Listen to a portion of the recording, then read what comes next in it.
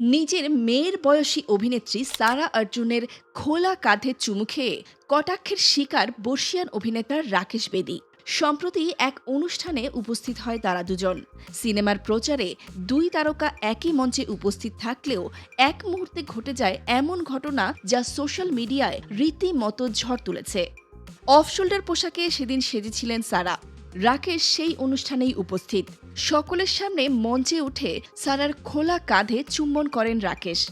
সেই মুহূর্ত ক্যামেরায় বন্দী হয় সঙ্গে সঙ্গে। সামাজিক যোগাযোগ মাধ্যমে ছড়িয়ে পড়ে সেই ভিডিও। পর্দায় তারা অভিনয় করেছেন বাবা মেয়ে। বাস্তবে ৫০ বছরের বয়সের ফারাক। কিন্তু ৭১ বছর বয়সী রাকেশ মেয়ের বয়সী সারার সাথে কেন এমন করলেন সেটা বুঝতে পারছেন না অনেকেই। সমাজ মাধ্যমেও নানান প্রশ্ন উঠে এসেছে। বর্ষিয়ান অভিনেতা শুরুতে বিষয়টি নিয়ে কোনো বক্তব্য রাখেননি।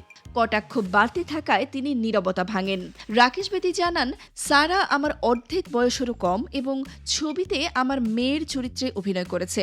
শুটিংয়ের সময় যখনই দেখা হতো মেয়ের মতো আমাকে জড়িয়ে ধরত, স্নেহ চুম্বন দিত।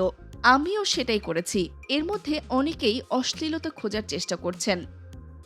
আদিত্য ধর পরিচালিত ধুরন্ধর ছবিতে রাকেশ বেদি অভিনয় করেছেন পাকিস্তানি রাজনীতিবিদ জামিল জামালির চরিত্রে। ছবিতে সারা অর্জুন তার মেয়ের ভূমিকায়।